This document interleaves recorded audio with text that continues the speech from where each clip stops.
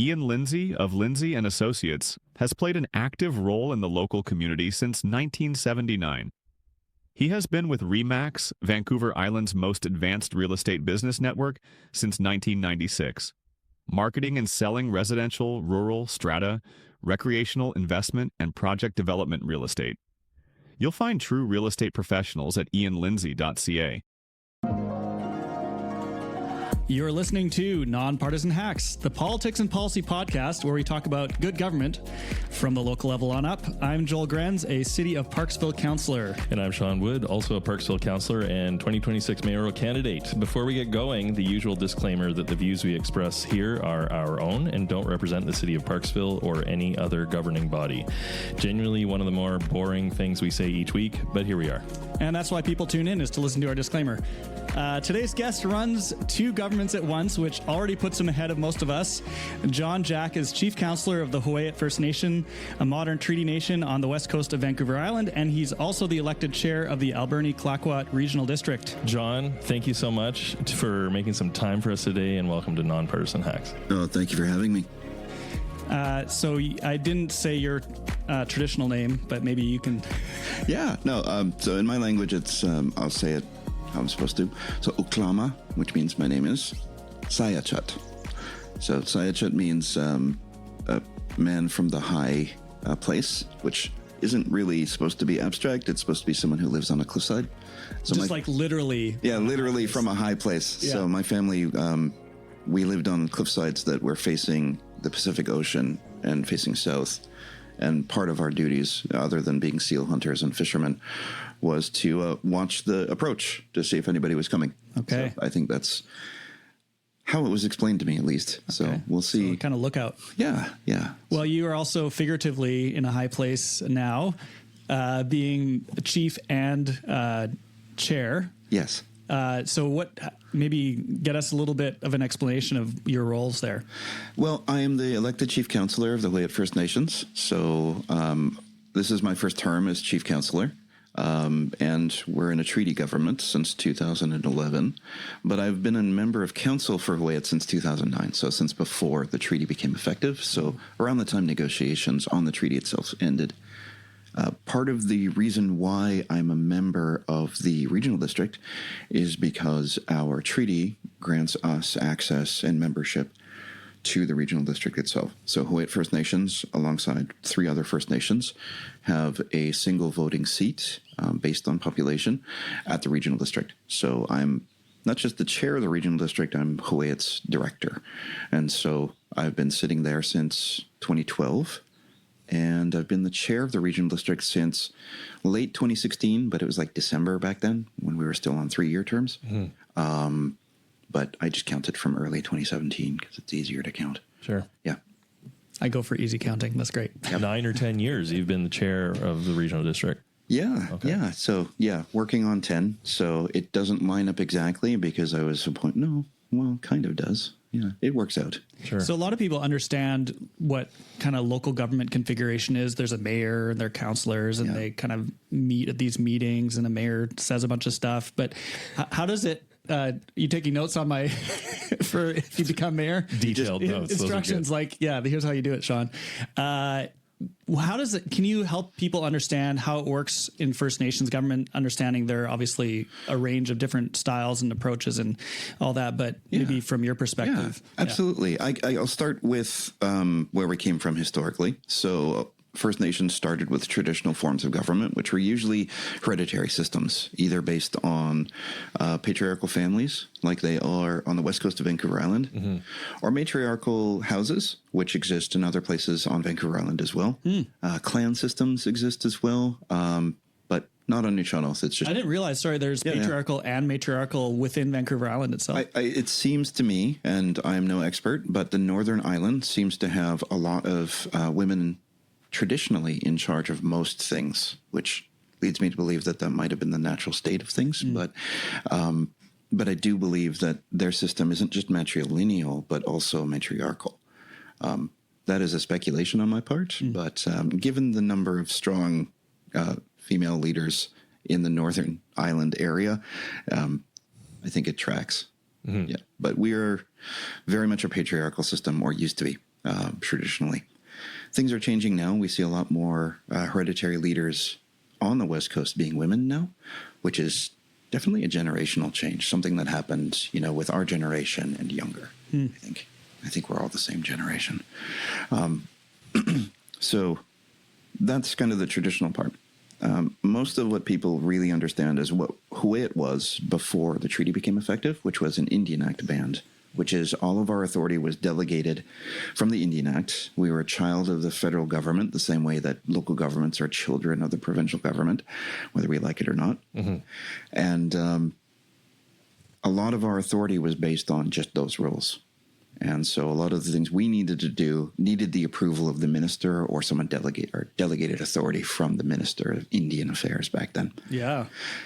So we negotiated treaty, BC treaty process, a way to create certainty for everyone involved, which is probably the number one selling point of the BC treaty process, at least back then.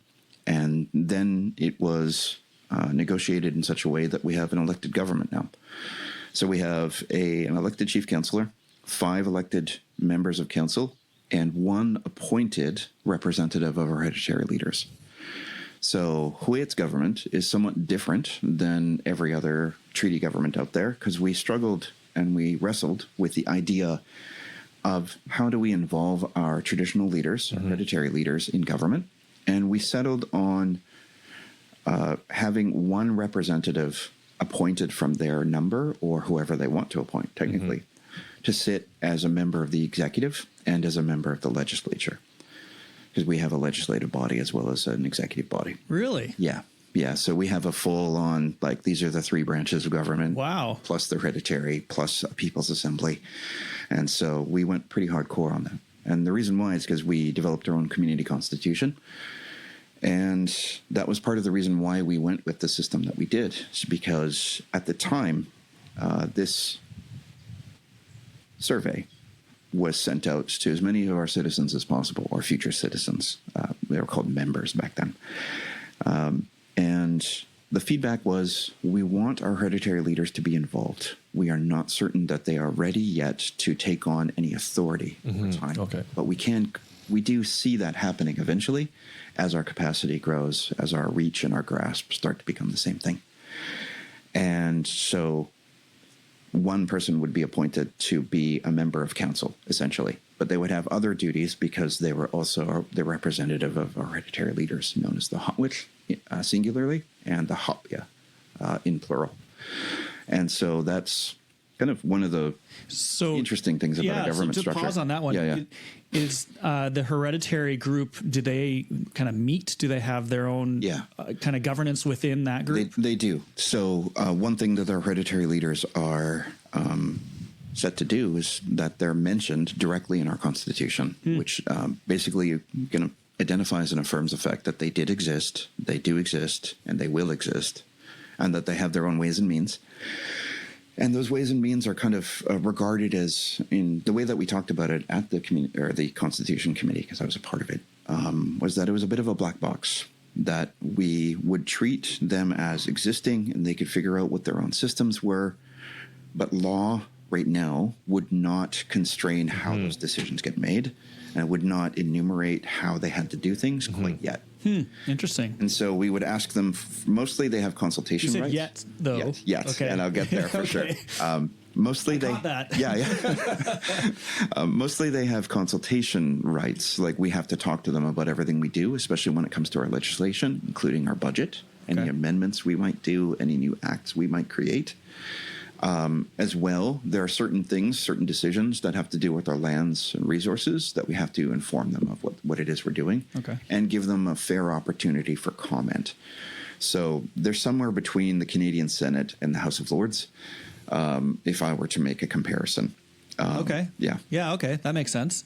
So they'd have their own traditional ways of operating that they can continue or evolve, or that's not really governed by the Constitution specifically? And you've definitely struck on what our intent was there, was that we weren't going to tell them how to do things. Because for us, a living culture means that it exists in a way that can change if it wants to, but it has to want to.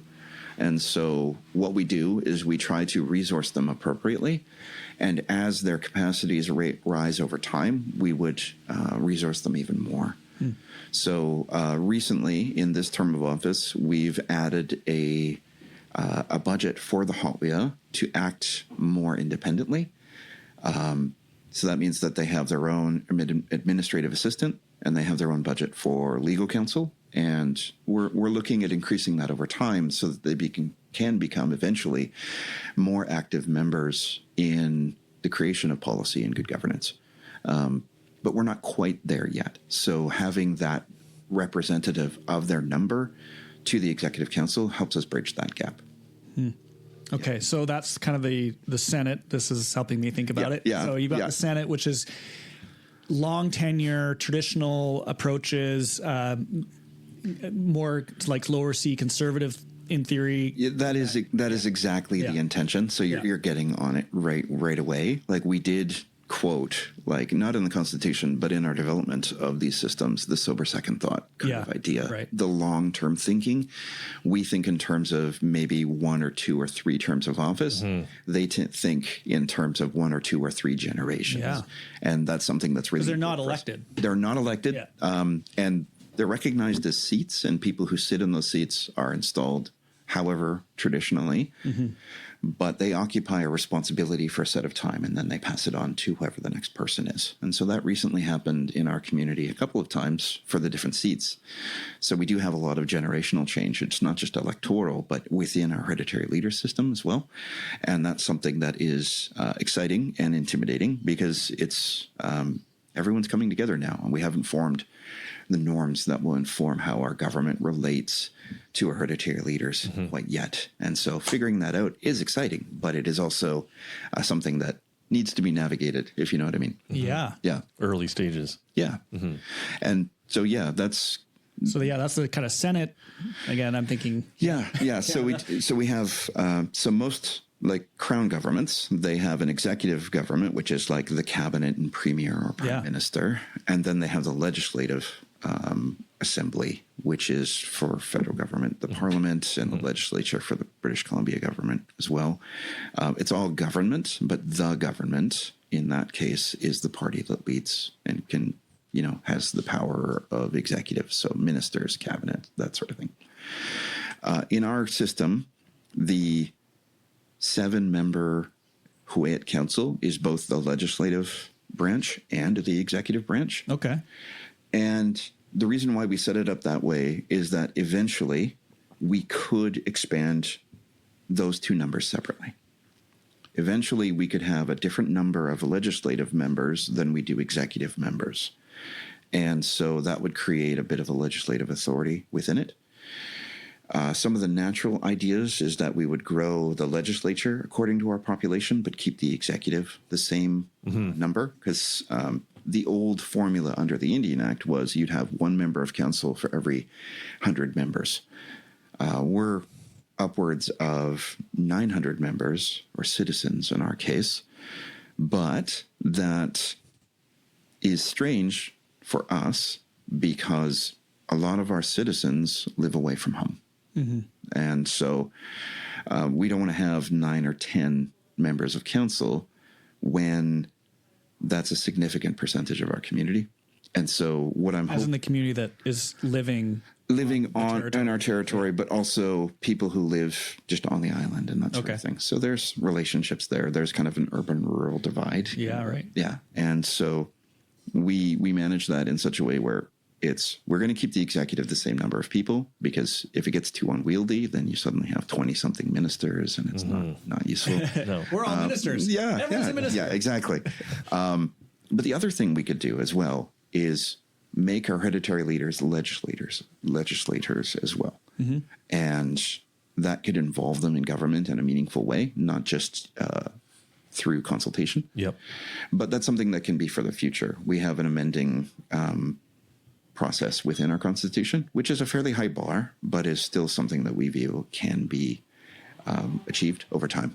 And so that's one thing that's kind of exciting about being at the beginning of a community when we have a Constitution I was directly involved in the drafting of the This is Constitution. like the founding fathers in the United States. Yeah, Like yeah. John Adams, what are the names Yeah, of it? John Adams. And, Yeah. all having their writing letters to each Jefferson. other. Yeah. Yeah. We had someone who was half American lawyer that was helping us on the community constitution, and so we would have long chats about those kind of things, how those governments were Nerdy, but super formed. cool. Yeah, right. Because it has to be done consciously. Yeah. It wasn't just done more organically like the British system was. Right. And so Starting with the king and it's all that. it's somewhere in between for us because of our hereditary system beforehand. And so there is a natural, I think, friction, but it is a constructive friction between those two kind of legacies.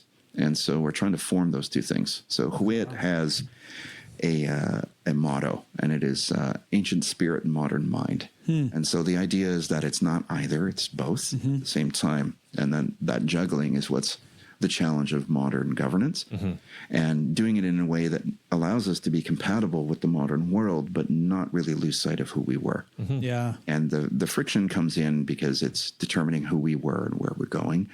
But that's politics, and that's okay, right? That's the whole why thing, yeah. That's why we negotiated a treaty, so that we can have our own problems and let them be our own problems and resolve them or not. So you mentioned the Constitution, and you just said the word resolve. Yeah. So when you have the legislative body or the government doing certain things that could be seen as contravening the Constitution, Yes. who oversees that? So we have something that we used to call the Huu-ay-aht Appeals Tribunal. Okay. But now it's just called the Tribunal, or the Huu-ay-aht Tribunal. And it is actually set up to be two things: an administrative tribunal that we rarely use for that purpose. So if there are errors in the implementation of laws, then they could review that and prescribe some sort of remedy. But it is also like our Supreme Court. Okay. And so we have a Supreme Court function within our community. Fly. No, that's okay.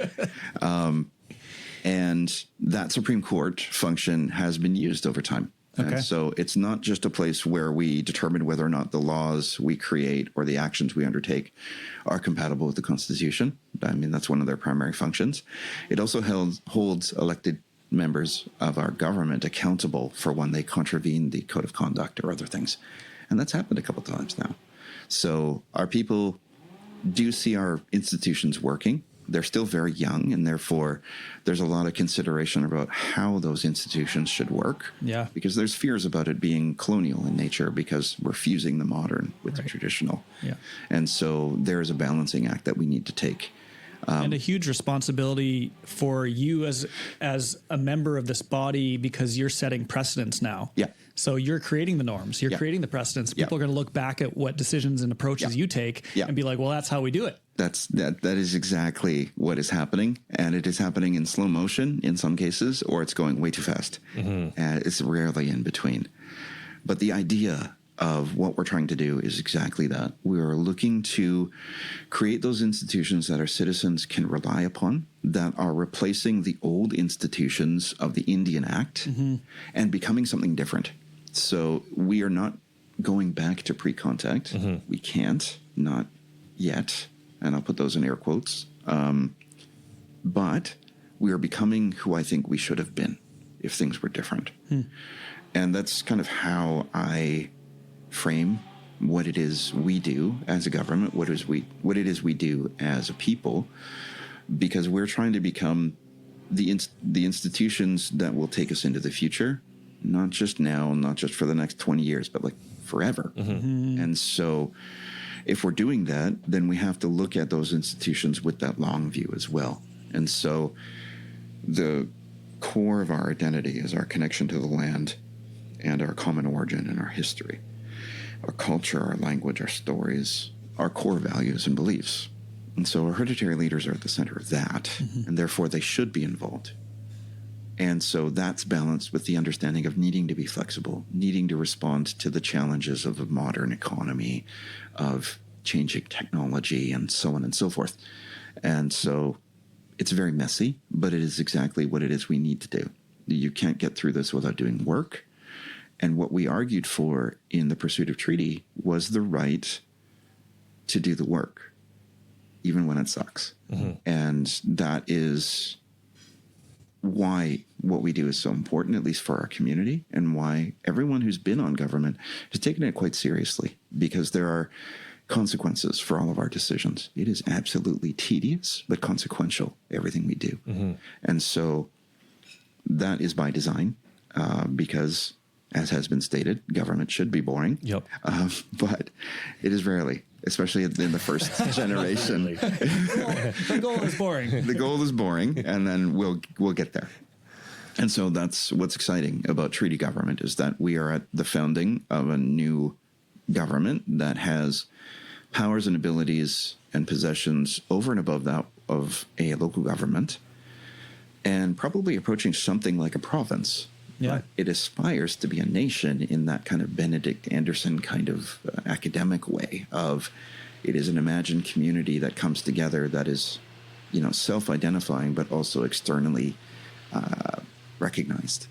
And there's a tension there within Canada, but it's not something we've had to deal with so far, because we're just so focused on making sure we create the institutions now that will carry us into a future where that question may be asked. But we don't have to worry about that right now. We have to worry about kind of moving the needle. And that's something that's important for me as chief councillor, is that, I view our responsibility as helping to enable and actually do the work of catch up and keep up when it comes to socioeconomic outcomes.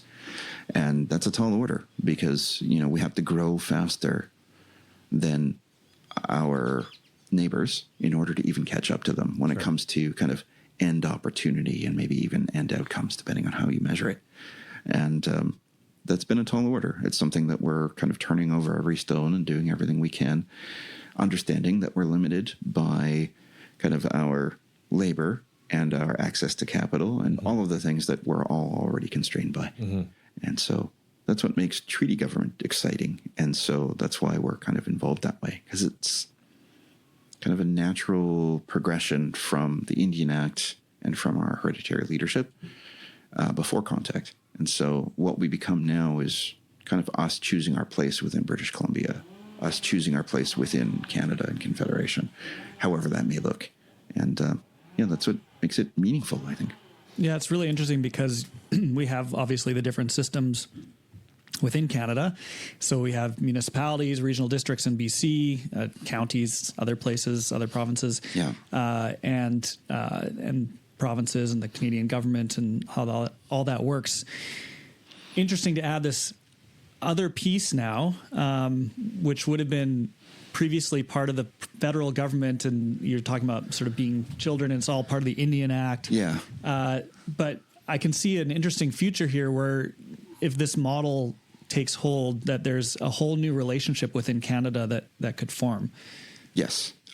So the relationship between Indigenous people and the Crown is something that goes back to before there was a BC, before there was a Canada. Right. And the Royal Proclamation of 1763 of King George III, before he went crazy, was something that really does serve as the foundation of the relationship. And that is markedly different than the American experience. It is markedly different than the Spanish experience. And so informed by that, that means that Indigenous peoples and their inherent rights were kind of recognized and established well before any of this. And that serves as the kind of legal foundations for First Nations place in Canada. But it's so far undefined for like 90% of First Nations in Canada and BC. Well, and BC itself is also different than other parts of Canada. Which, yes. And I think maybe that's something to get into here a little bit, because so much of this gets confused and conflated. People see what happens in the U.S. versus what happens in other parts of Canada versus BC versus Australia or any number of other places where you have a colonial history. Yeah. But those histories are very different. And from a legal perspective, if you look at, you mentioned proclamations, all very different. Yeah. And you can't treat them all like they're the same. So yes. And that's definitely the case. British Columbia is different because unlike basically most of Canada, east of the Rockies, west of the Rockies, First Nations do not have treaties, historic, modern, or otherwise.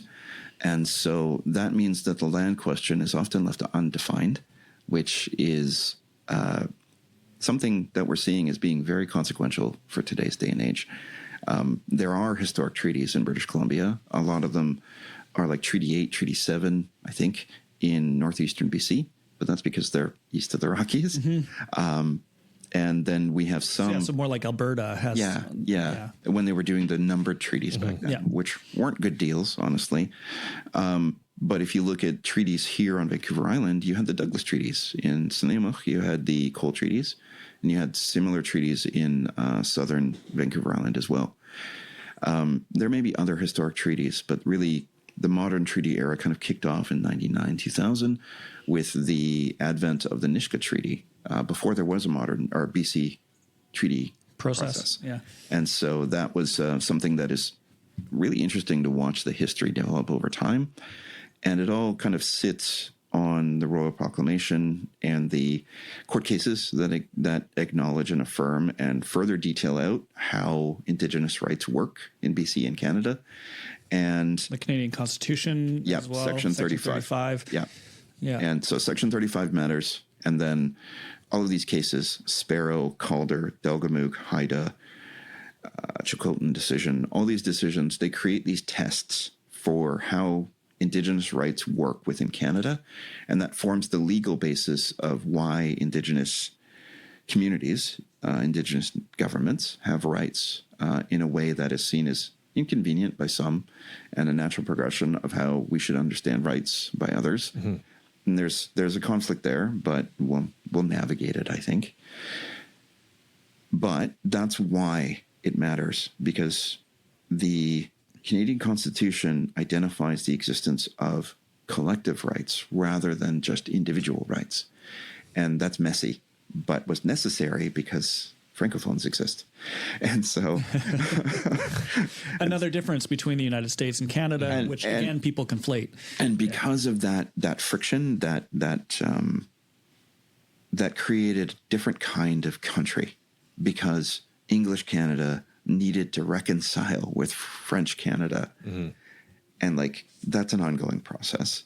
But it also contemplates a process of how Indigenous Canada can reconcile with English and French Canada, and so on and so forth. And so I think that provides innumerable complications, but also a lot of potential for creating relationships that can be constructive, that allow for that Canadian mosaic to exist, that allow for, what was it that Joe Clark said, a community of community to exist. Community of communities. Yeah, plural in the end. Yeah. And so that's something that really resonates with me, because I don't necessarily see the plurality of communities within Canada as a bad thing. It just means that there's work in the creation and maintenance of harmony within the country. And I think that's noble work. And I think that's the work of politics and the work of people who are thinking about how it works in the messy middle of things, not just on the outer rim of certainty, which isn't the same thing as a relationship. Having a legal agreement between peoples helps, but it helps when things are either really good or really bad. But things are rarely that extreme. So there's a bit of nuance in the middle, which requires people to talk to one another, requires people to decide to trust one another or not, and move forward in a way that is subject to not just a contract, but a relationship. And I think that's something that people are trying to wrestle with right now, because contracts you can rely upon, but not everything is subject to that yet. And I think Indigenous Canadians, Indigenous leaders know that what we're asking for is an active relationship with the Crown, with other governments, not just a bunch of contracts. And I think that's just smashing up against the kind of Western tradition of creating certainty in that way. I mean, that's the European way, right? But Indigenous culture tends to be about thinking in terms of relations. So we didn't have borders, per se, between tribes on Vancouver Island. They were networks of responsibility, access, privilege, and other things. There were border communities that would be combinations of both nations, both families. some families would only be based in those locations, and they would have influence in both nations, so to speak. And those things are kind of forgotten when we start drawing lines on maps. Yeah.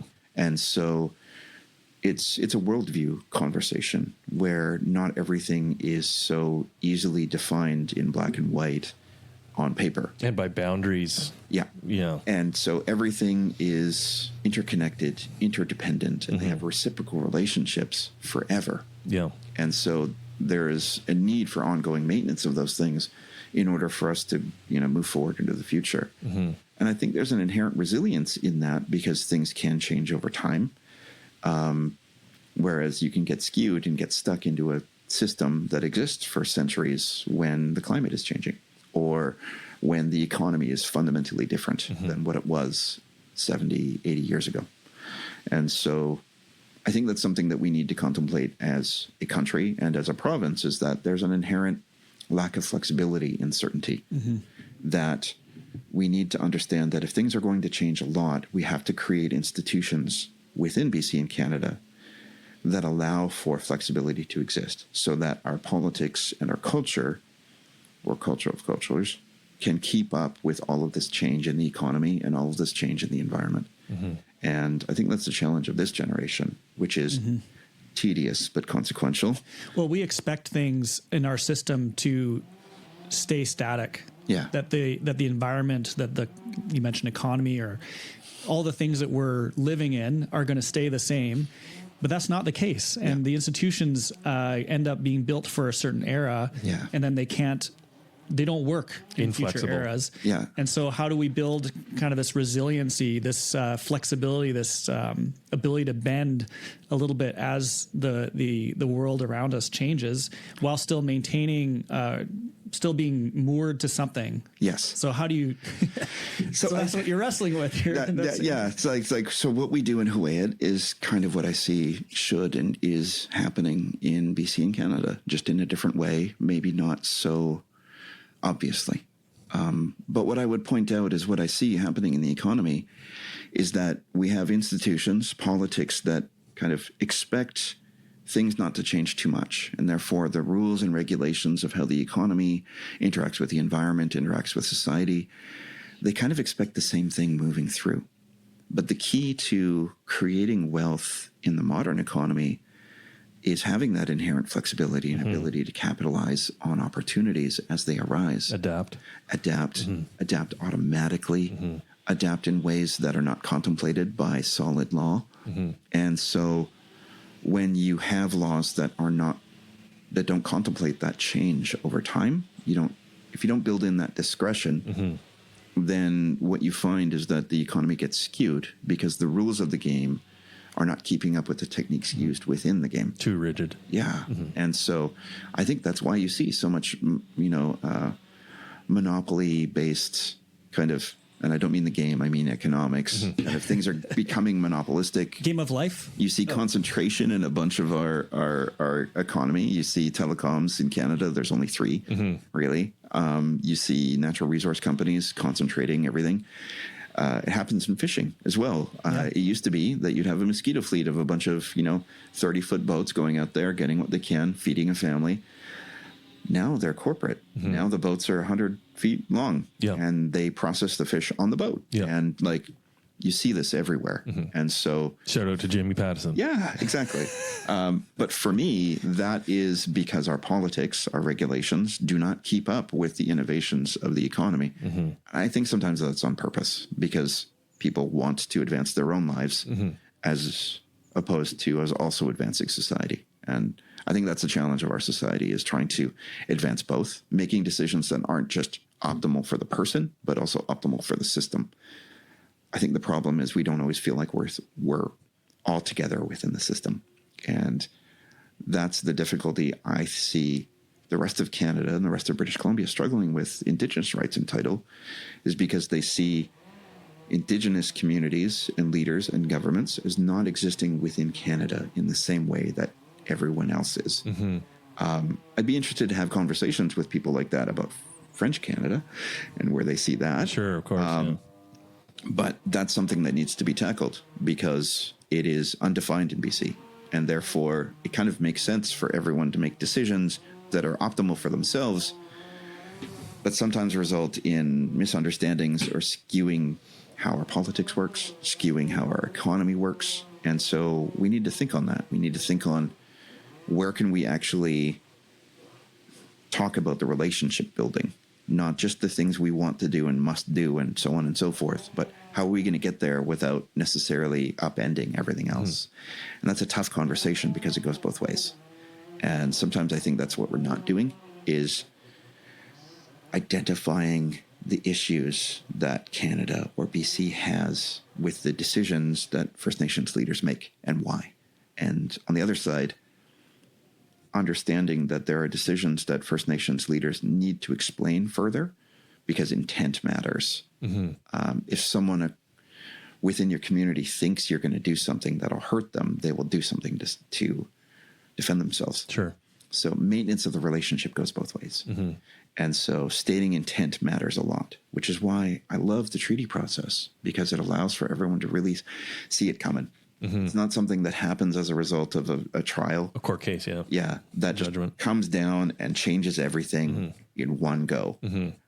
A treaty is negotiated. It's well understood by the people who are at the table, but it's also better understood by the people that they're reporting to. And so I think for me, rather than relying on court cases to enact change as an Indigenous leader, I'd rather sit down at a table and talk. Talk about how I understand the person across the table from me. And I expect that person to explain my interests to me. Yeah. And then we correct each other. But if you take that, what you're talking about there, to kind of a very simple level, and thank you for managing our tablecloth, I appreciate it, is that if you have a relationship, say you're in a marriage that falls apart, do you really want to take that to court? Like, no one's going to win in that situation. Everyone's rolling the dice on that situation. I mean, the lawyers do well, Joel. Oh, true, actually. Good point. Yeah, and that's something that I actually will acknowledge. That is, I think, a valid criticism, is that over-reliance on courts does lead to not a great relationship afterwards. No.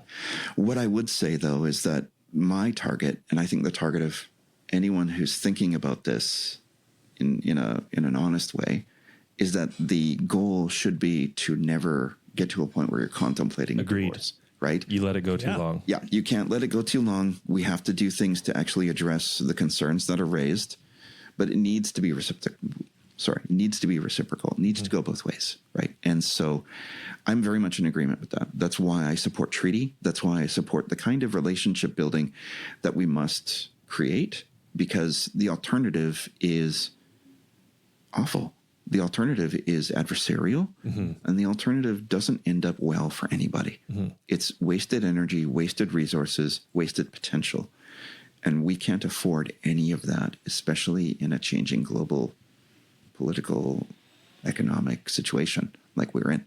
And here in this province, we kicked the can down the road on those treaties. Yes. And then we see Cowichan decision or other decisions that have to come from the courts, because we got to kind of that kind of breaking point where, the judge is like, well, based on what I see, it's this. Yeah. And, you guys have been kicking that treaty process down the road instead of, coming to the table. And that's something that I think everyone must acknowledge at that point, is because the can was being kicked down the road since before the Constitution of Canada was patriated. Right. But it's something that needs to be addressed in a real way. I agree with the notion that resourcing reconciliation should be put in the place where we're actually getting progress. And I see progress as being based on negotiation rather than court cases. The problem is that I cannot fault the leaders of Indigenous communities elsewhere choosing court cases because they feel as though they'll be more successful, or that the relationship has already gone too far. The other way didn't work. Yeah. And that hasn't worked. Yeah. And that's the difficulty, is that we're navigating Indigenous communities in a way that expects kind of similar decisions out of the same input, but it's way more nuanced than that. That my community chose to pursue treaty, partly because we were pragmatic, partly because we had things we wanted to achieve, and that we were comfortable with, negotiations.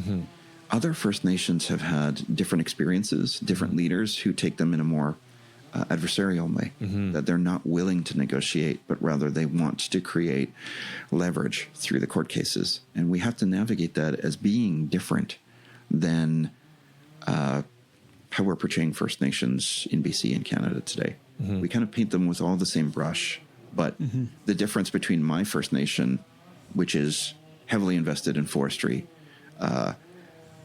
explored and actually gave consent to an LNG project back in 2014. Almost 70% of people approved it. Our community is markedly different than those of the coastal First Nations group, which are ardently opposed to energy projects and that sort of thing, right? And that's okay, but we're different.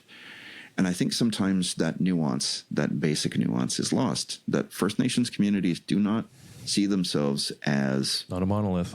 Yeah.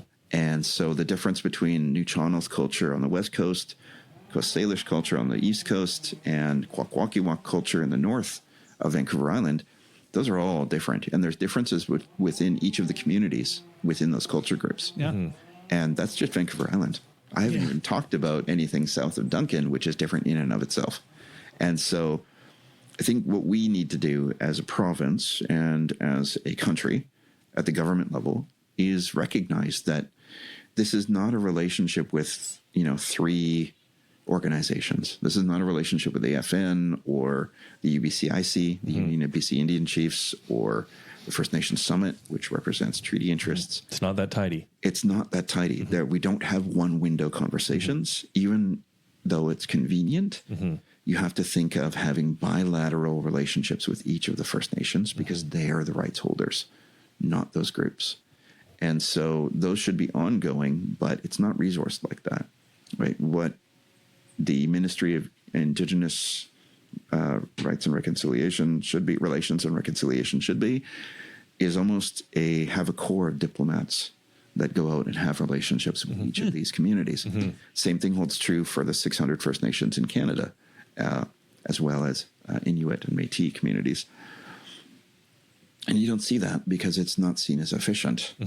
It's complicated and messy. Yeah. It could be slower, but maybe it would be faster. That's the thing, is that in order to do it right, you do it once, right? And so what we're seeing is that we have to do these things twice or three times over when going slower and focusing our attention and resources on the process, getting it right the first time may actually end up being cheaper over that generation. You might get to your destination sooner. And I think that's what's necessary in our community, or in Canada and BC, but we don't necessarily do that. And I think we should. I think we should put faith in our ability to have diplomatic relationships. And I mean that in a capital D and a lowercase d. Like, just let's be better to one another. Let's talk about the issues as we understand them. Let's listen to each other about what we think the problem is. And then once we come to an understanding of how we view those problems, then we can actually solve them based on the wizardry of diplomatic negotiation. At the end, these are communities that are built out of people. There's people. Yeah. Whether or not you're First Nations or not, they're people. Yeah. And when you put the people in the room, and if you put the right people in the room, you'd be surprised what you might come out with. I would point out that very often court cases result in the judge saying, yep, you guys should have this conversation. Go into a room and talk. And either that happens or it doesn't. But what I don't always appreciate is the fact that when a judge tells you to do it, it's kind of the extension of an adversarial relationship. Right? And so I think Indigenous communities and the rest of Canada and BC should be thinking about this in terms of, do you really want to start the relationship or restart the relationship in an adversarial way? And the problem is, the answer is yes, with every party. Because that's where you're at. And that's tragic. Is this because there's a feeling that there's like a zero-sum kind of relationship where...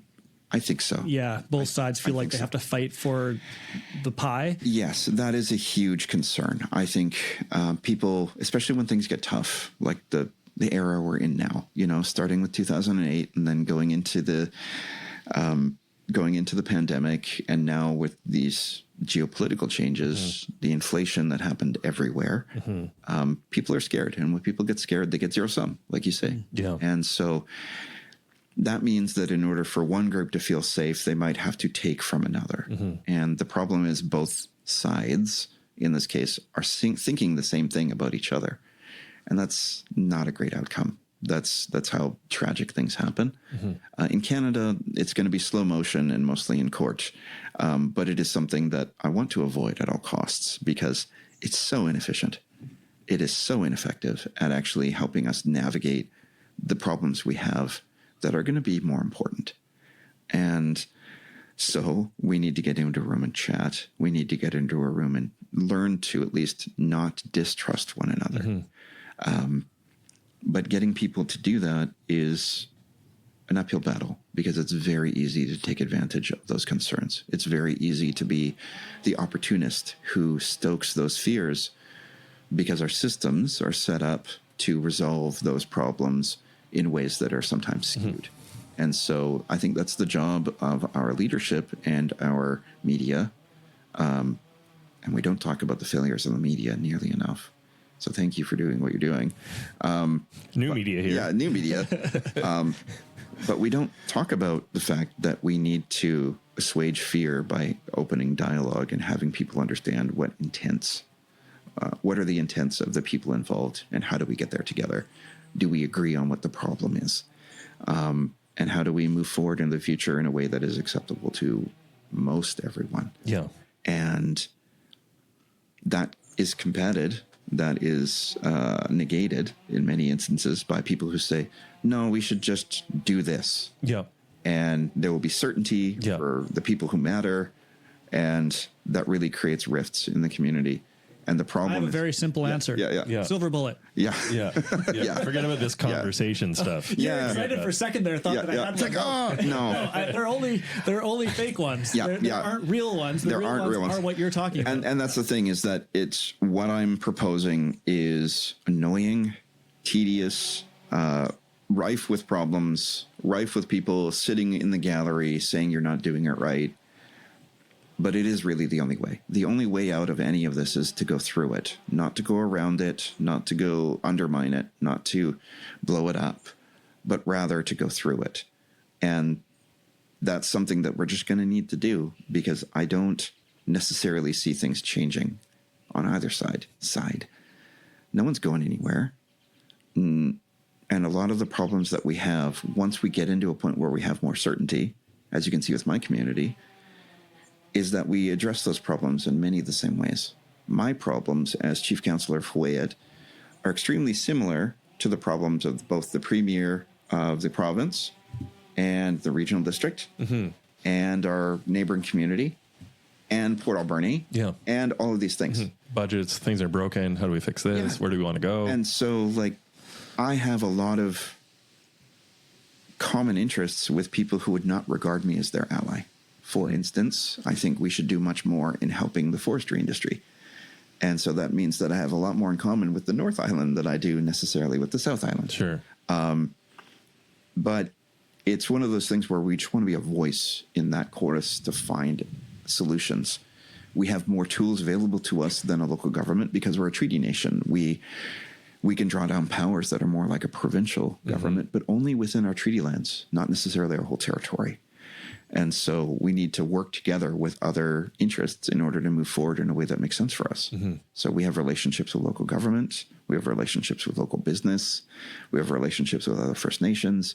And we're trying to coordinate together to move together in a way that we actually see changes in the economy, changes in the regulations for forestry that are acceptable to people to keep things moving.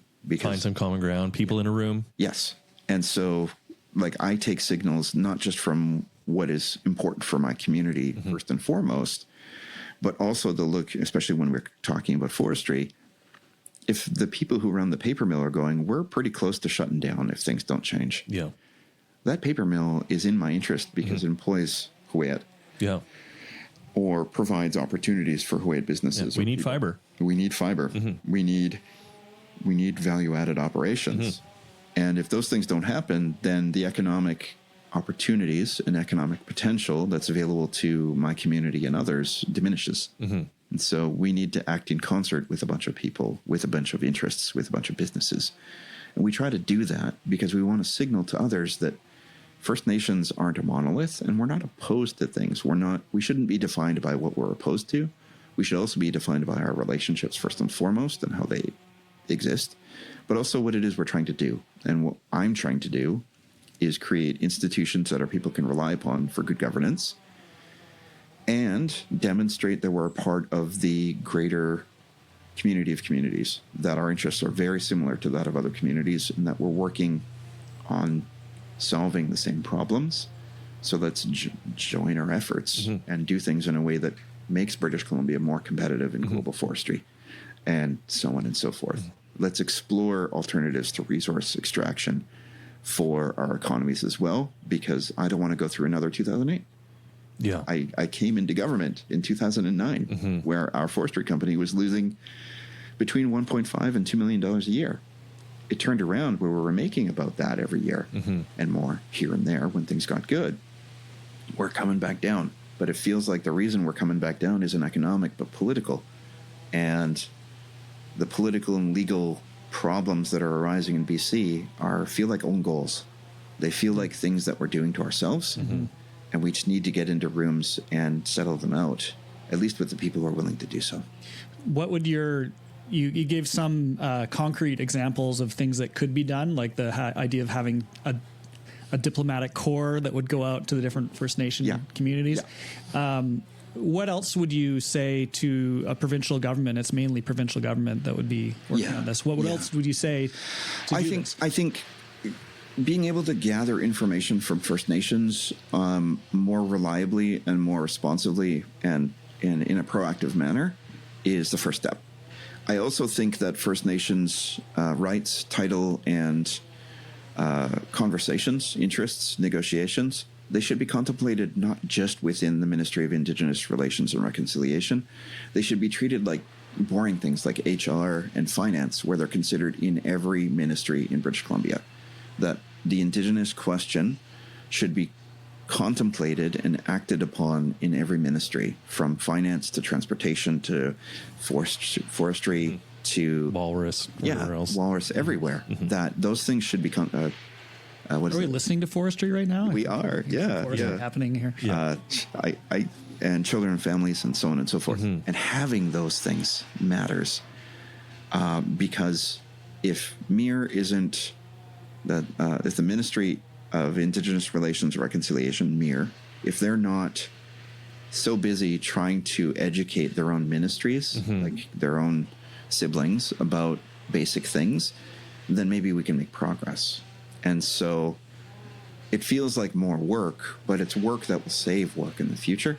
And I think that's something that needs to be done. I also think that local solutions to certain problems need to be embraced more, rather than interacting. Rather than blanket decisions based on, like we've talked with the AFN, we've talked with the EBCIC. This is what we're going to do. And it's like, that's not going to work in certain instances. And that's not going to work in the margins where it matters, right? A lot of the value we create is by effort at the margins. And sometimes those policies are developed with a consensus basis, which sounds good at first. But if you think of the problem as being this big, but only so many people agree that the problem is that big, or the solution is that we should do. But if the problem is only this big, then everyone can agree. But suddenly you have a gulf of what you need to do and what everyone agrees we should do.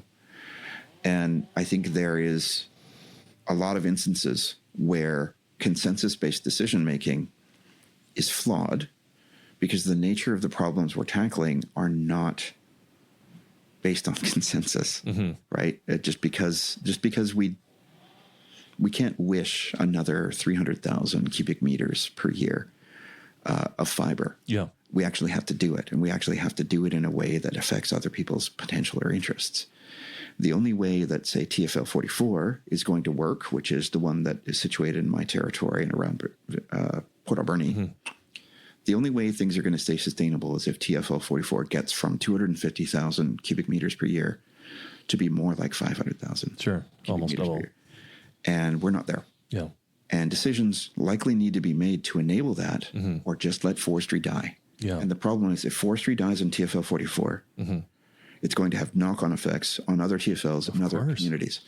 What we've seen in Chemainus, what we've seen in Campbell River, what we've seen in other communities is going to happen. And you're talking about mill closures. Yeah, mill closures for the most part. Yeah. And so we need to do things in order to either head that off at the pass or rip the Band-Aid off. But doing nothing is just going to slow, painful, make it worse. And so I think we can do things to make forestry acceptable to most people, but it's not going to be acceptable to all people. And therefore, decisions need to be made that take that into account. Don't let that move forward. So that's where you're saying consensus can't do almost nothing can please everybody anyway. I don't think, just my experiences in local government, my experiences in tribal government lead me to believe that consensus-based decision-making sounds good, but the decisions will always fall short. Yeah, you can agree on the lowest common denominator stuff, but the really challenging decisions, you're never going to get consensus on. And you can't argue. If we do our work on the decision-making side properly, there's math you just can't argue with. It becomes, you're either going to do it or you're not, but you have to decide. And the longer it takes you to decide, it's going to make both options more painful. Yeah. So, and that's hard. That's the can kicking. Right. And that's a challenge of democracy. And that requires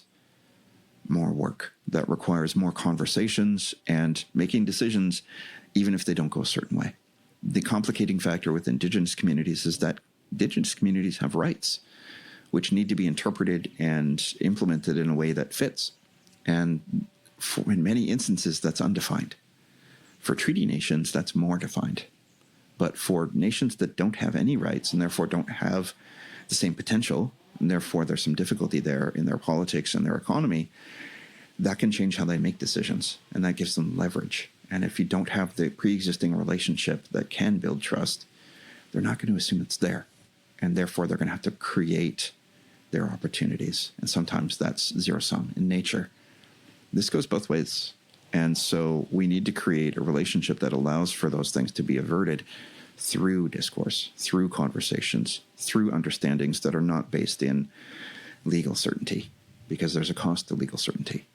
And that's what's intimidating. But that's also the challenge that makes it exciting as well, if you look at it a certain way.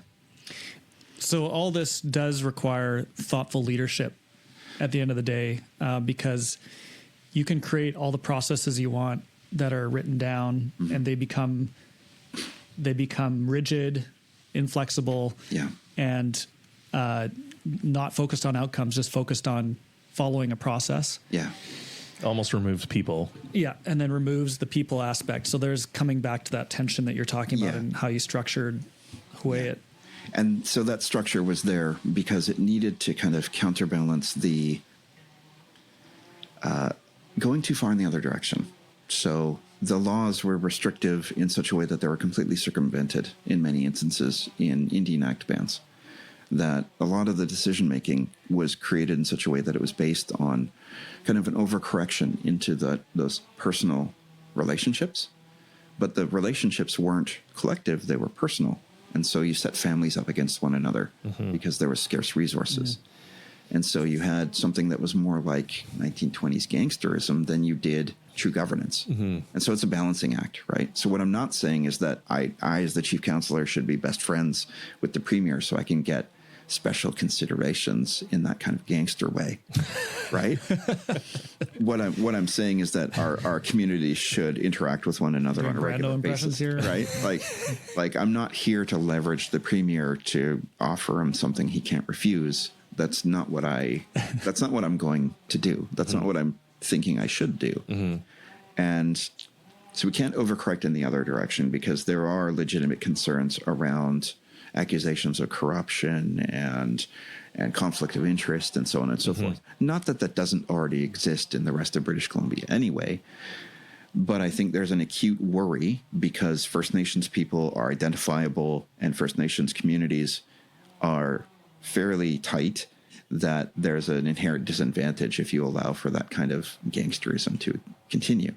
It's a balancing act, right? So I'm not saying we need to go too far in the direction of relationship building that is more about whether or not the mayor and the chief are best friends. Okay, sure, yeah. But rather, there are established linkages that exist before, during, and after any one term of office. Yeah. That there are relationships that exist between communities regardless of who's in charge. The conversations are ongoing and they're constant and they're kind of dependable and good relationships that are going to carry through terms. Yes, exactly. Yeah. Right. And so the relationship is the role. Yes. The relationship is not the person. And this is one of my hobby horses. Yes. Is that when you are chief counselor or premier or whatever, you are not, it is not John Jack that is the chief counselor. It is the chief counselor. It is the chief counselor that John Jack is temporarily animating. Yes. And that the role has to be above any individual person and continue, and there's a continuity. Yeah. And so when we take on these roles, need to make sure we are thinking in those terms. Yes. As opposed to gangsterism thing where it is it's quite abstract, right? And so it's that level of abstraction isn't well understood by communities, and it's really not well understood by First Nations communities because of the socioeconomic situations we find ourselves in. But that is exactly how I view it, that the nation is its own thing, right? And that I serve the nation. I don't just serve the people who voted for me, and I don't just serve certain families. And for the most part, what I need to do is... Or good tablecloth management. Yeah. And what I need to do is not only consider certain subsets as being the only people who matter within my community. You were elected to represent everybody. Yes. Yep. And I think that's similar with local government, that regardless of who you are as a person, you should take into consideration the interests of everyone involved and make a decision based on the information and your values and who you purport it to be. You don't need to be a voting machine based on whatever the majority wants every time. But at the same time, you can't just be a servant of the right or the left or special interest groups or indigenous people or whatever. And so understanding the problem is the core of solving the problem. And we often make assumptions on what the problem is or what the interests of the other is. And so if we just identify common concepts first and what we think another person's interests are, they'll be quick to correct you when you're wrong, right? And that interchange of mutual understanding is often a step that we don't always take, right? So if I'm going to meet with another chief, I not only sit down and introduce myself, I introduce my connections to that community and what I think their interests are. This is what I understand your nation to be. This is how we're connected, but this is what I think you're worried about. This is what I think you're trying to do. This is what I think we can do together. And this is where I think the value can continue on. And then that individual will correct me if there's anything. It's like, actually, no, we want to do this instead. But we understand where you're coming from and that you guys are doing this. And I find that a good exercise that we don't always do because we're often sitting there going, I need to represent my interests or our interests. And it's like, yep, those are our interests, but this is what I think yours are. Where's the other person coming from? That's why I think we should have a relationship. And that's a slight change on how a lot of politics works right now. And so I think local governments and tribal governments have a lot in common because we're not saddled with the idea that we're only supporting a certain ideology or a certain, in Quebec's interest, a certain community. Right? It's kind of implied for First Nations, but it doesn't necessarily have to be. And so how we think about it is something that is subject to those conversations. I don't have to be ardently Huu-ay-aht if I already know that there's a community that is not a threat to Huu-ay-aht identity or interests. But I don't know that until I do. So we have to have those conversations. And so I think that's a minor change. But like if I sit down with someone, I want to tell them what I know about them as much as what I know about myself, because we know things through relationships to other things for the most part.